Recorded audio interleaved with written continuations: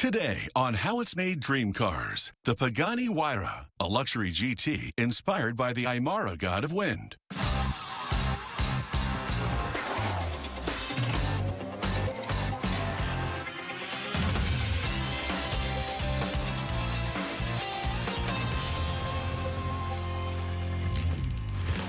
Inside the Pagani headquarters in Modena, Italy, the company museum showcases the work of Horacio Pagani, such as the Zonda Revolution, a supercar with race car features built for track only. Pagani already dreamt of building his own supercar when he came to Italy at age 27. His first prototypes, carved in Argentinian balsa wood blocks back in the mid-1960s, were inspired by Bertoni and Giugiaro designs. Pagani made this mini motocross when he was only 15. He later designed and built this Argentinian F3 powered by Renault and equipped with a drag reduction system and a side air intake. The Huayra is a result of Pagani's long experience with composite materials and aerodynamic design. Pagani is the only car manufacturer to use a carbon fiber and titanium alloy. Thanks to its carbotanium chassis, the Huayra weighs less than 3,000 pounds. At the company's styling center, designers work on individual designs for each new car produced. One designer meets with Horacio Pagani at the main desk. They discuss the features and characteristics of the car's design, which have been thoroughly studied on scale models. Small adjustments in the lines and shape of the design sketches from one model to the next have led to the final design. Styling for every model is customized and personalized, tailored as a suit. Acting as chief designer, Pagani supervises the styling of each model and discusses all choices with the designers. The wing-shaped design of the car is not only fashionable, it's the fundamental aerodynamic principle behind the supercar that gives the vehicle its distinctive shape and style. An operator takes carbon fiber rolls from a CNC cutter, which automatically shapes all the necessary pieces to mold the various parts of the chassis. The operator detaches the carbon fiber pieces, which make all 240 different parts of the car's internal and external body. The carbon fiber steering wheel weighs only 1.5 pounds. Being up to 6.5 times lighter than steel, carbotitanium has the best weight-strength ratio in the automotive industry. This carbon fiber sandwich makes a bullet and fireproof protection for the fuel tank. Like the steering wheel, all chassis parts are molded as one piece of carbon fiber. Workers place raw carbotitanium on a mold. They remove the backside plastic membrane, protecting the resin adhesive of the pre-preg cloth, and position it on the mold. They press it in place, first using their fingertips, then with a carbon fiber tool to remove air bubbles and wrinkles. One worker heats the blade of his cutter to trim off the excess carbon fiber cloth and remove it from the mold.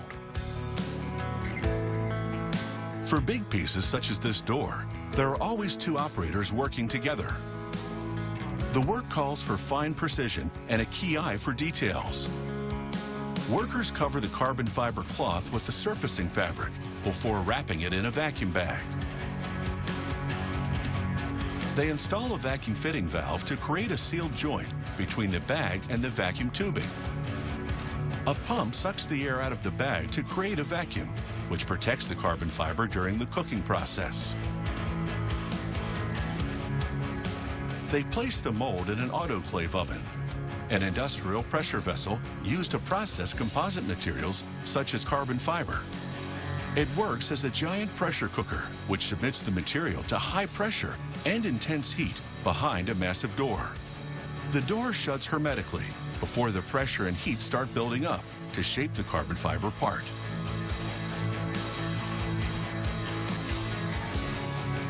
The formed parts are unmolded in another facility inside negative pressure cabins, where air, temperature, and humidity are monitored.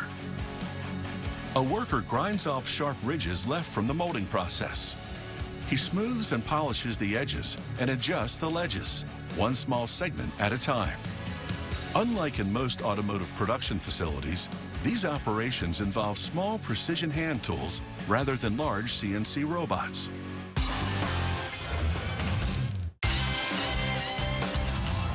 The quadruple exhaust system is a trademark of Pagani car designs. Made of 22 pounds of pure titanium, it's built in Germany and customized for the Huayra. The mufflers are tuned to sound like an airplane taking off.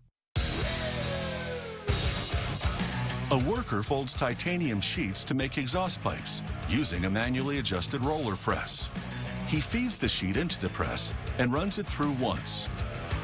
He then locks the sheet back in the press feeder, manually tightens the roller, and runs it through again to form it into a tube. The titanium used to make these pipes makes the exhaust resistant to strain and plastic deformation. Another worker places a tube in a clamp and tightens it. He inserts a filler rod, positions the welder head over the tube, and starts welding, using a beam laser welder to make a fine and narrow weld. He closes the ends of the welding seam with a hammer. A technician inserts a pipe in the tube bending machine and fits a holding rod into its opening. The machine bends the tube at a 25-degree angle. Titanium is an incredibly ductile material, which can bend without breaking. A worker inserts a titanium tube in the die of a large hydroforming tool, which will shape the muffler. Hydroforming uses a high-pressure hydraulic fluid to press the titanium into the die. The machine applies over 8,700 psi of pressure, equivalent to the pressure of the Pacific Ocean's floor. The worker removes the tube, now formed with its characteristic elliptical shape. A worker installs the cut and polished muffler on a stand and puts the piece into an oven. He closes the door and leaves the titanium to cook for 1 hour at a temperature that is kept secret. Titanium reacts to heat by oxidizing, forming a thin and transparent oxide layer, which gives the metal a bright purple appearance. Once the metal cools down, a worker applies stencil glue on the oxidized metal surface. He sandblasts the stencil with compressed air, charged with non-oxidized titanium particles. This makes the brand and model name stand out on the muffler.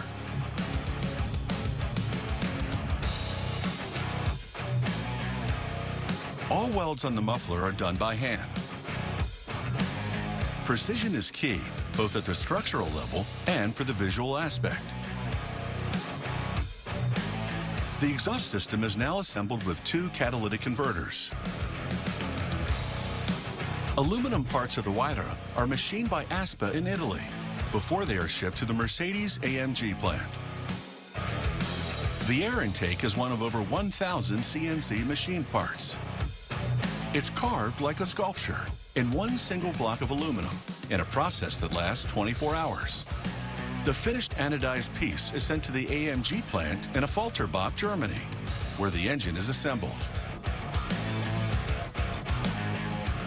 A mechanic inserts the crankshaft in the crankcase using an overhead hoist to position the axle on pre-oiled bearings.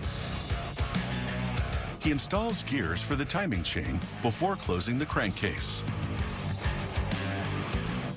Holding the connecting rod in one hand, he applies a generous coat of oil on a high-strength, lightweight piston. He inserts it in the pre-assembled short block using a matrix to slide the piston into the cylinder.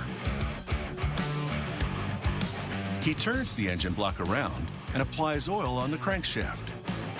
He fastens the connecting rods on the crankshaft, installing 2 sets of 6 pistons at a 60-degree angle in a twin-turbo V12 configuration. The mechanic manually cranks the shaft to test the responsiveness of the crankshaft, connecting rods, and pistons. He installs the timing chain and the iron oil pan. The timing chain has very specific lubrication requirements, which only an exclusive high-performance oil can meet. The car uses a chain rather than a belt because it is much more reliable and durable. The mechanic installs cylinder heads equipped with a 3-valve distribution camshaft, which optimizes the engine's performance. He installs a camshaft cover with a golden cap designed to match the ASPA air intake. He installs the exhaust manifold and turbocharger intake system, assembled close together to reduce the turbo lag. The massive engine is ready for the final assembly step. The mechanic installs the air intake and connects it to cylinder heads, designed to provide the engine with the best possible throttle. He places the intercooler's bracket on top of the air intake and adds on the customized mechanic's signature plate. According to AMG's one-man, one-engine policy, each mechanic leaves his own personal signature on every car engine he assembles. A technician monitors engine testing from a control room. A dynamometer controls the torque and power of the engine, which are respectively measured in Newton meters and kilowatts. The engine runs at full speed to test the turbo intakes and exhaust manifolds. The dyno also monitors fuel consumption and CO2 emissions of the engine, running at lower speed and idling in neutral gear.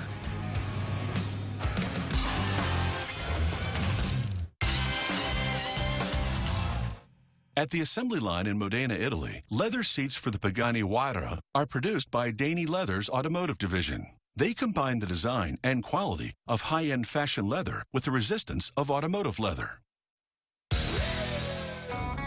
Near Vicenza in northern Italy, cold-fleshed cowhides arrive at the leather tannery. Workers cure the hides using coarse salt to absorb moisture in the skins. A crane operator puts the cured hides in a drum to shake off the salt before the tanning process begins. A loader throws the hides into a big liming drum used for soaking and unhairing. This process rehydrates and swells up the skins, chemically dissolves the hair, and opens up the fiber structure of the leather. The loader brings the raw hides to the fleshing machine. Fleshing consists of removing excess natural fibers or grease from the hides and cutting off any muscle or fat still attached to the skin.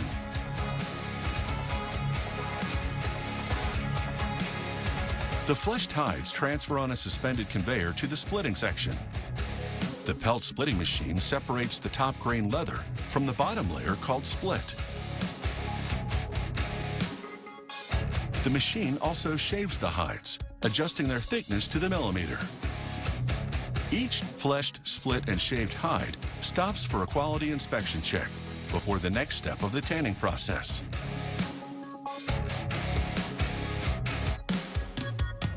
The hides soak in water mixed with dissolved sodium chloride. The tanning drum door closes before a machine pumps tanning salts and tanning auxiliaries into the turning drum. A chemical reaction occurs in the tanning process, transforming the raw hides into this wet blue fabric. Workers lay out the hides on a stainless steel table and flatten them with rulers to remove wrinkles. Once the skins are flat, the plate moves upwards and heats up the fabric for the vacuum drying process, which removes the remaining moisture. Coupled vacuum and vapor compression suck the humidity out of the hides. To finalize the drying process, the skins hang to dry at room temperature, exposed to air.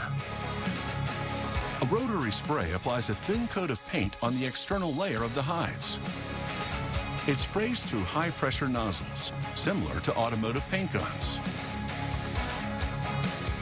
These finished full-grain hides show the natural grain pattern of top-quality leather.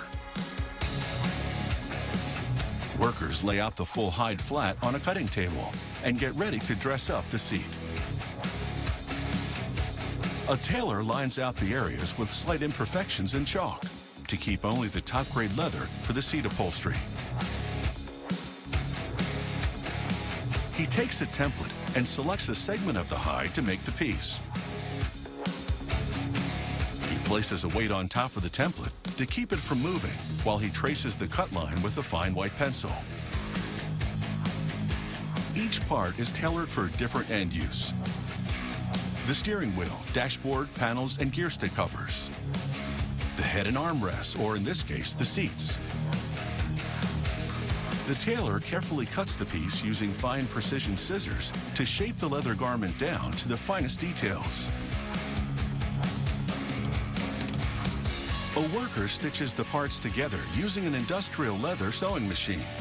Automotive sector sewing requires high-quality threads that are both robust and durable. The thread's resistance to scuffing and high temperature is about as important as the quality of the stitches and the overall finish of the sewing. A carbon fiber skeleton, padded with premium automotive open-cell polyurethane foam, hides underneath the leather upholstery. The assembly steps are meticulous. The tailor applies glue on the seat padding cushion using a regular paintbrush. He carefully places the high-density cushion and presses it onto the adhesive. He traces vertical cutting marks and horizontal margins before he takes a foam cutting saw to trim the cushion at an angle. Creating a nice curve in the seat maximizes the pilot and passenger's comfort. With another precision hand tool, the tailor polishes the foam before he glues the cushion on the carbon fiber structure. He lines up a guide mark on the cushion with the center of the seat to make sure it's perfectly balanced. He then covers the foam cushion with a fine leather upholstery and repeats the process for the headrest and lower back section of the bespoke leather seat.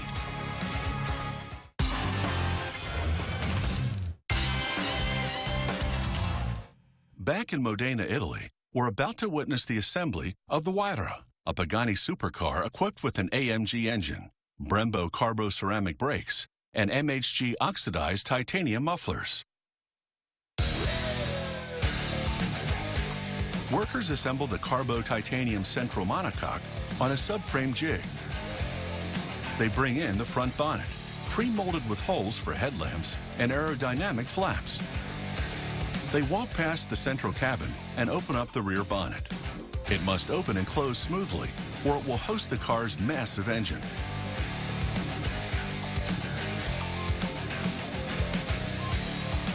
The front subframe comprises the front radiator, the three-stage suspension system, and the wheel hub. A mechanic mounts a carbo-ceramic brake disc on the wheel hub and screws it on. A total of 1,400 custom titanium nuts and bolts are used in the assembly process.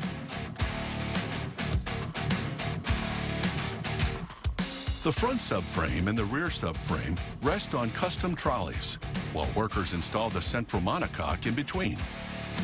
The front subframe now connects to the cabin, as does the rear subframe. The rear wheel hub is mounted on the suspension arm. The cabin is ready, with wiring and electronic connections in the steering wheel and air conditioning vents integrated in the chassis. A worker checks the fitting of the engine in the chassis. He inserts titanium rear pipes over the exhaust tube. These parts only serve an aesthetic purpose. He bolts them on tightly to the exhaust using a special flexible bolt driver. He then takes a brush tip permanent marker to indicate that the bolts and nuts have been thoroughly tightened. Workers install the car door sill, or brancardo in Italian, made of one single piece of carbon fiber, which closes the side of the car from front to end. Mechanics now mount the wheels. They are equipped with record-setting Pirelli P0 slick tires that were adapted from the Zonda R, as were the forged lightweight rims. The mechanic fastens the titanium wheel lock nut by hand, and with a wrench, tightens the wheel on the hub. Mechanics take the car off the custom-made hydraulic lifts and leave it on an assembly line platform. A worker now mounts the seats, assembling the seating cushion with the adjustable back section. He installs the seatbelt buckle guard and fastens it with a wrench.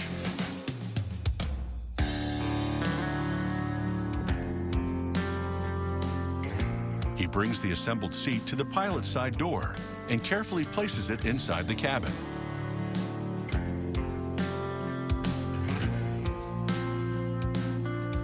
Workers inspect the finished car before it leaves the assembly line. This road-ready car features the classic Pagani quadruple exhaust. It also features gull-wing doors, a back hatch and front hatch. The spacious cabin is coated with top-quality leather from the air conditioning vents to the electronic driving console and glove compartment. A sequential 7-speed transmission puts the driver in complete control of the massive 6-liter, 730-horsepower engine. The front suspension allows the driver to adjust ground clearance, providing the car with a variable drag coefficient. The Huayra is the only car in the world equipped with 4 built-in independent aerodynamic flaps, automatically adjusting the vehicle's aerodynamic ratio.